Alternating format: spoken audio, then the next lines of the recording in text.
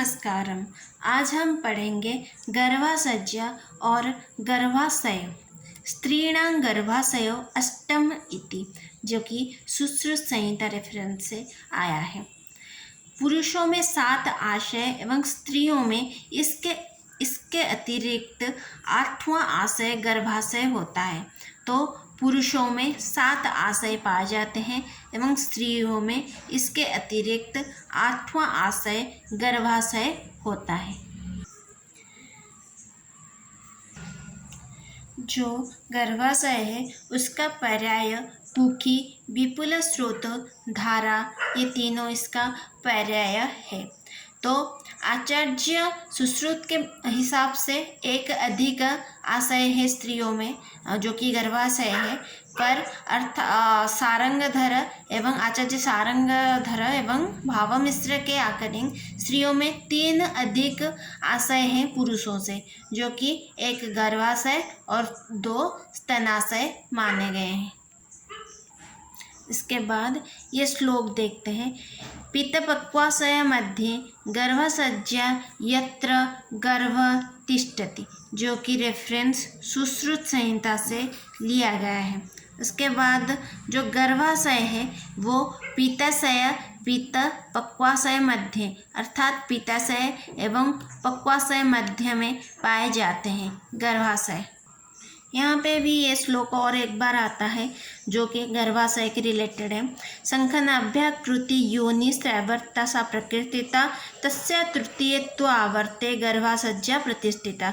जो संखनाभ्या के आकृति जो योनि है उसके तृतीय आवर्त में गर्भाशय जो है वो प्रतिष्ठा पाता है। यथा रोहितमस्त्यस्य मुखं भवति रूपतः। जो गर्भाशय है सुश्रुत के अकॉर्डिंग गर्भाशय जो है वो रोहितमस्त्यस्य मुखं भवति रूपतः। वो क्या होता है? रोहितमत्स्य के मुख के स्वरूप मानते हैं सुश्रुत। यहाँ पे और एक बार लिख दी हूँ मैं कि शंखनाभ्य के आकृति होता है योनि कैसा होता है? शंखनाभ्य की आकृति होता है। तस्य तृतीय आवर्त, जिसके तृतीय आवर्त में गर्भाशय पाया जाता है। गर्भाशय रोहित मत्स्य मुखं आकृति, रोहित मत्स्य के मुख के आकृति जो है वो गर्भाशय के आकृति है। ये सुश्रुत के अकॉर्डिंग है।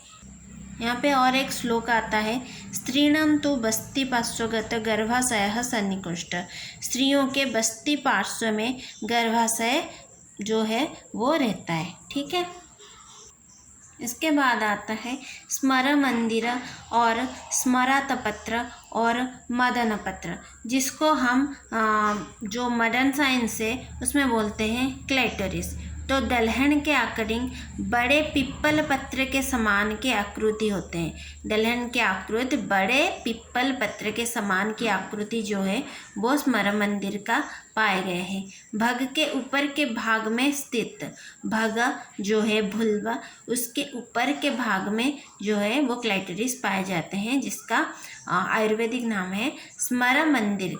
इसके नीचे आर्तववह या रक्तवह स्थान पाए जाते हैं, जिसके नीचे आर्तववह और या रक्तवह स्थान पाए जाते हैं। ठीक है। ये देखिए मदन पत्र जो नाम है वो आचार्य भावमिश्र के द्वारा दिए गए हैं। इसके बाद आता है भग, जिसे हम मॉडर्न साइंस में बोलते हैं भुल्भा। द्वादशांगुलानि भग विस्तार मेहना। अकॉर्डिंग टू सुश्रुत जो भग है वो 12 अंगुली के विस्तार माना गया है।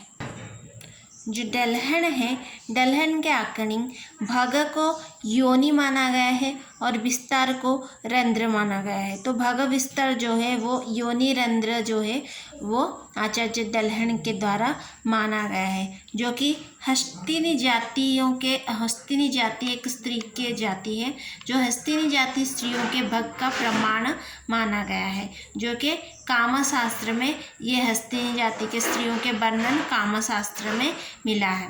तो हस्तिनी जाति की स्त्रियां जो होते हैं उनके भग के विस्तार 12 अंगुल माना गया है, जो कि दलहन ने बोले।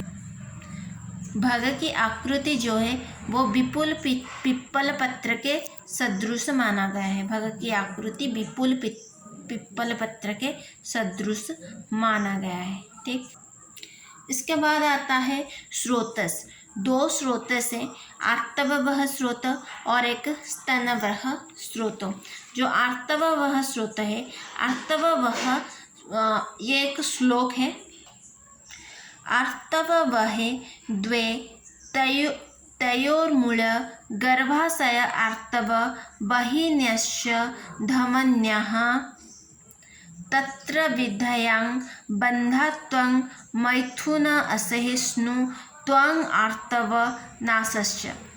ये जो आर्तववह स्रोत है, आर्तववहे द्वे, आर्तववह स्रोत जो है वो दो पाए जाते हैं, एक पेयर में पाए जाते हैं, अर्थात दो है। त्रयो मूल गर्भाशय आर्तव बहिन्यश्च, जिसका मूल कौन सा है, कौन से स्थान में पाए जाते हैं, ये गर्भाशय आर्तव में पाए जाते हैं। आर्तव बहिन्यश्च धमनी, आर्तव बहिनी धमनी एवं गर्भाशय में ये जो आर्तववह स्रोत है इसका मूल है। ठीक है, तत्र विधयं, जो कि विध होने से, जहाँ पे आघात लगने से, बंधात्व, जो स्त्री होते हैं उनका बंधात्व हो सकता है। मैथुन असहिष्णु, मैथुन को असहिष्णु के जो सिम्टम्स है वो दिखाई दे सकता है। त्वं आर्तव नाशय, और आर्तव नाश मध्य हो सकता है। आभ्यंतर स्रोत 11 युग्म स्रोत मिलते हैं, जिनमें से 2 आर्तववह स्रोत, 11 जो युग्म स्रोत है उनमें से 2 मतलब एक पेयर में आर्तववह स्रोत भी मिलता है, जिसका मूल मैं अभी समझाई कि गर्भाशय एवं आर्तववाही धमनियाँ हैं। ठीक है, और यहाँ पे भेद होने पर और आघात लगने पर बंधित्व हो सकता है, मैथुन असहिष्णुता हो सकता है और आर्तव नाश हो सकता है। ठीक, उसके बाद आता है स्तनवह स्रोतस। ये जो श्लोक है ये हम पहले योनि में जो बहिर्मुख स्रोतस है वहाँ पे पढ़ चुके हैं। एतान्यव स्त्रीणां पराणि च त्रीणि दौ स्तनयोर अधिष्ठान रक्तवहं च। तो जो 3 बहिर्मुख स्रोत मिलते हैं, 3 बहिर्मुख स्रोत अधिक स्त्रियों में पाए गए हैं। ठीक, और एक जो है वो स्तनवह स्रोत है और एक जो है वो रक्त रज वहन करने वाली योनि है। ठीक है, तो वैसे तो 9 जो बहिर्मुख स्रोत है पुरुषों में और स्त्रियों में 3 एक्स्ट्रा बहिर्मुख स्रोत पाए गए हैं। ठीक, जिसमें से एक रहता है 2 स्तनों में, तो स्तनवह स्रोतस, और एक रहता है रज और रक्त वहन करने वाली योनि। इसके बाद आता है धमनी। धमनी जो है वो 2 टाइप्स के हैं, ऊर्ध्वगामी धमनी जिसका संख्या 2 है और एक अधोगामी धमनी जिसका संख्या 4 है।